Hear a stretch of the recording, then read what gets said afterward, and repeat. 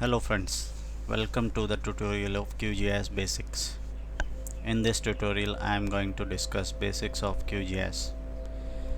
This course is for very beginners, and after completion of course you will feel that you will be QGIS man. As you know, QGIS is a open source software available free. It offers wide range of functionality. So stick with me for the discussion in coming videos. There are the major things we will discuss during the course. I will show you highlights of the course. Here we will discuss overview of GIS softwares, vector layers and raster layers, creation of new layers with attribute, setting of CRS, editing of attribute tables and data entry, setting of symbology, copy one column data to another column, editing tools in GIS, snapping tools, grouping of layers, setting of vertical tiling, zoom level, distance measurement and coordinate capture, how to hyperlink photographs with the vector feature, placing of point feature, simple queries, special queries.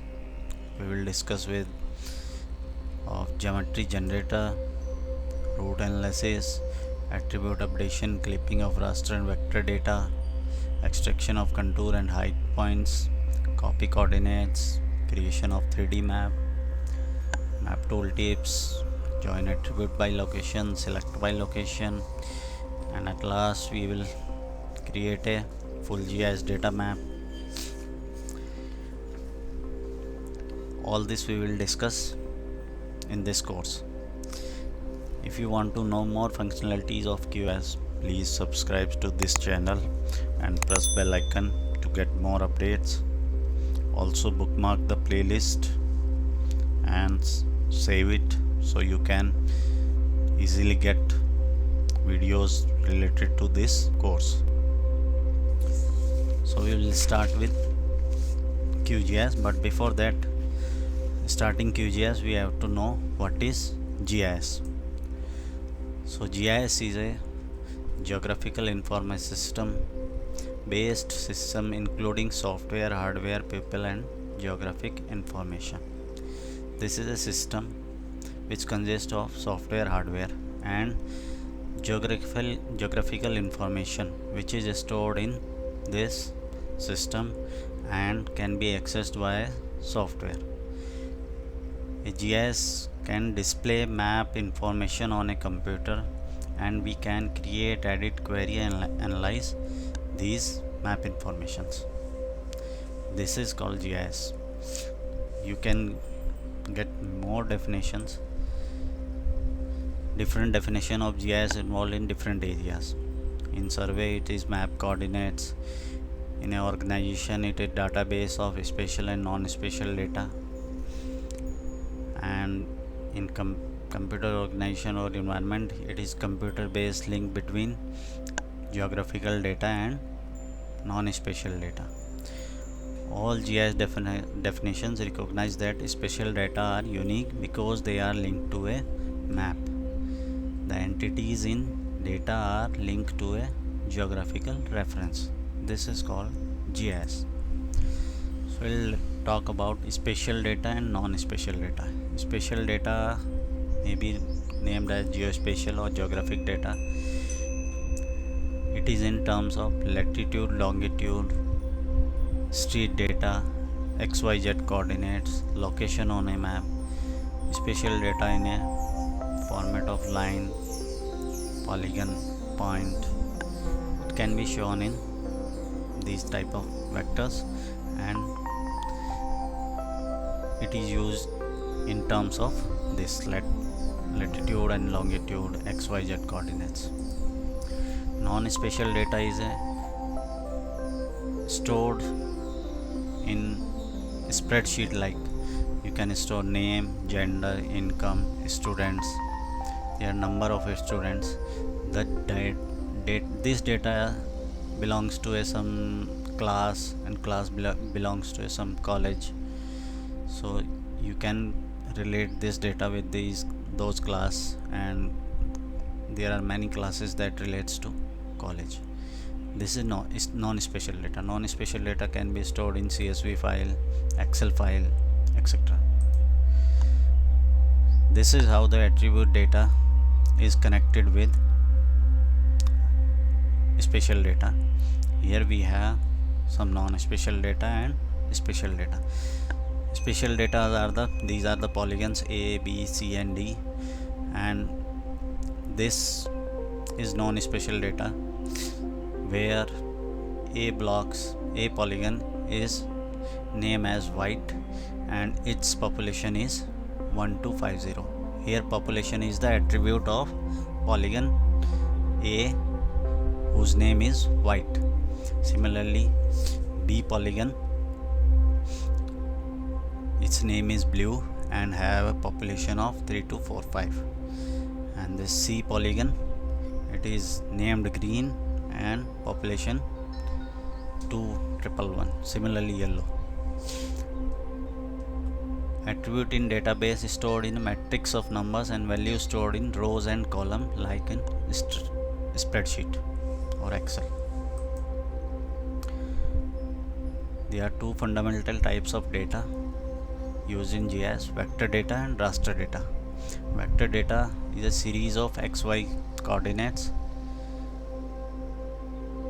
and vector data represent in a point, line and polygon format. Similarly, raster data in the form of grid and cells. Grid and cells store values of elevation, slope and surface. Desktop GIS or QGIS able to handle both types of data effectively. Here are some open source GIS which are supporting open source softwares. First is PostGIS, MySQL. These are the database to store GIS data which implement OGC standards. OGC, it is a consortium of 482 companies which defines the open standards used in GIS. OSGeo Foundation, it supports development of open source geospatial softwares. This is the foundation. It supports many softwares in open source. GRASS is the software which is originated by US Army and now it is the project of OSGeo.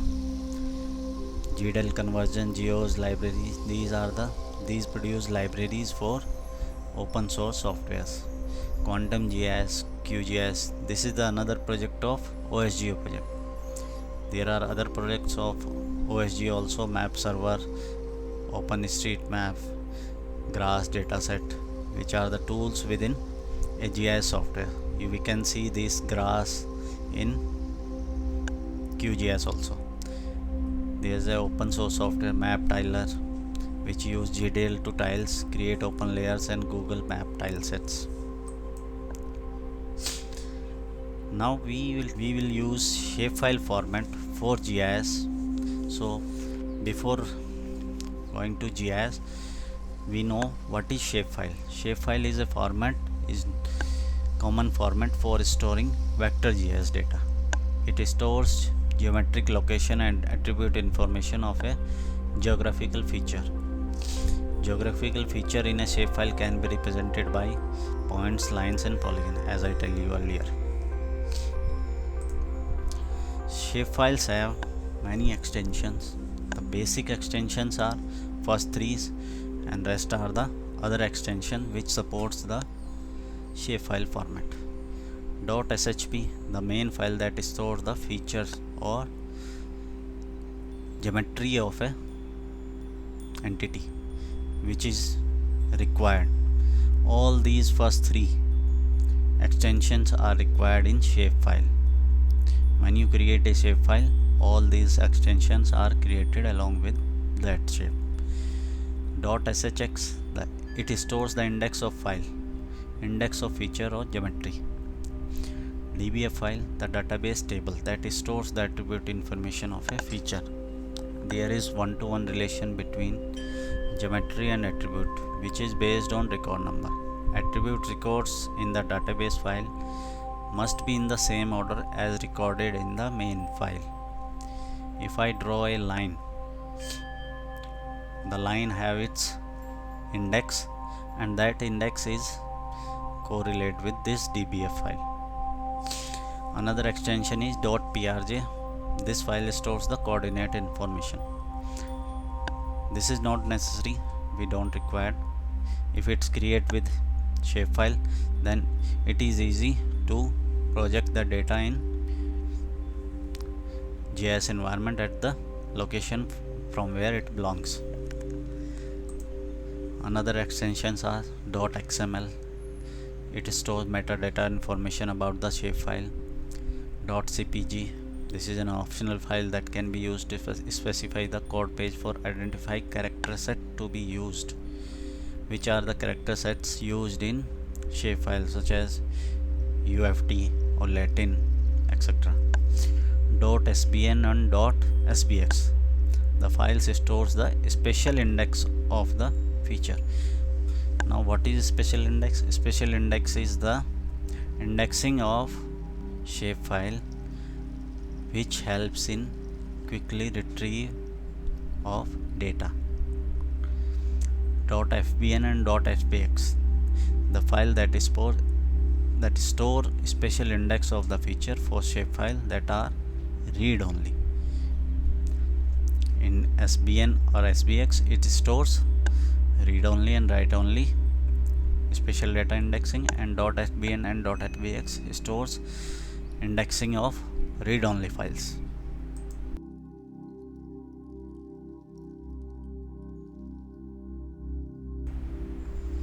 So go ahead and start with the tutorial. First we have to know about the QGIS and its panels. You are viewing here. This is browser panel, layer panel, this is processing toolbar. We have to know the each part of this QGIS software. So I'll tell you one by one. This is the browser panel. Here you can see C drive, D drive, F drive, and these are the other extensions which we'll discuss in coming videos.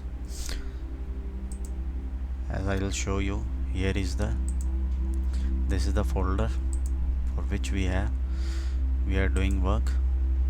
This is the sample data, and here I have the shape files. As you see, these are the shape files stored in this sample data folder. These are airports, Alaska shape, built up shape. I will show you in the Windows Explorer where these files are stored. It's sample data and shapefile. Here you will look at these are the shapefiles. For airport, it has 5 types of extensions as we had discussed earlier: configuration, database, PRJ, shape, SHX. But in browser panel you will see only one file which is easy to use. You can use similarly we have another second browser panel. You can see these panels in view panel, and here it is advanced digitizing browser panel. If I click this, it will hide the browser panel. Then again we have to go to this, will show us browser panel. Similarly, if we have this type of data in a long list, we can use second browser also. This is the panel, and we can use second browser, and we have data in some other drive or something somewhere else, then we can use this type of second browser. So I am going to close this browser. We will work only with one browser. And you in right side you will see processing toolbox. It is a quite frequently toolbox which is used for GIS processing. It consists of all tools we will use in QGIS for vector analysis, for vector creation, vector general processing. All these tools are easily, this is the easy way to use the processing toolbox. And you will see here, this is the toolbar, attribute toolbar, this is vector toolbar, and this is advanced digitizing toolbar, and this is selection toolbar. You can turn on and off these toolbars from view toolbar panel. These are the toolbar panels. If I click I turn off advanced digital toolbar, advanced digital toolbar hides here. So we can turn on and off these toolbars from here. You will see this is the advanced toolbar. You can also get panels and toolbars by right clicking on in this gray area. If I right click here, the first portion give me panels and second give me toolbars.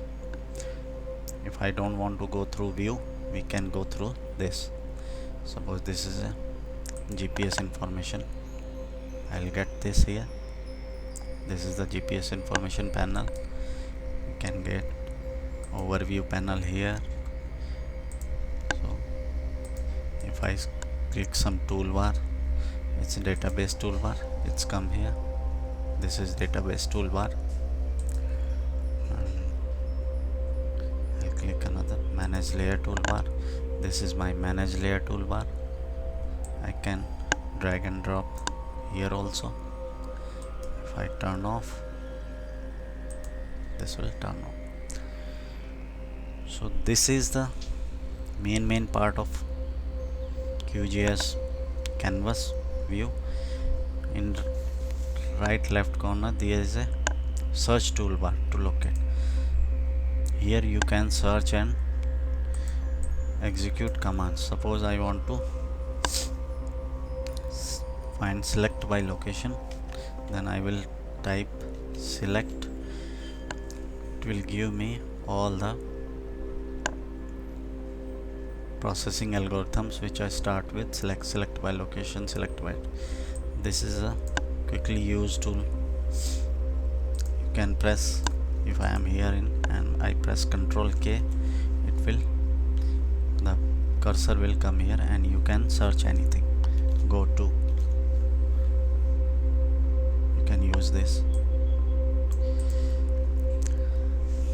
So I told you this because it is very easy for us to use the QGIS, understanding which toolbars comes from where and where it stores. I'll tell you, this is also one thing. In coordinates you will type world in small letters, and as you hit enter, it will show us the world map. This is stored in a QGIS data. You can see this. You can zoom it to this is not the correct data, but it's approximate data which we can use for our display also. Just subscribe this channel and click on bell icon. Just save the playlist and bookmark the playlist so you can easily get access to my videos.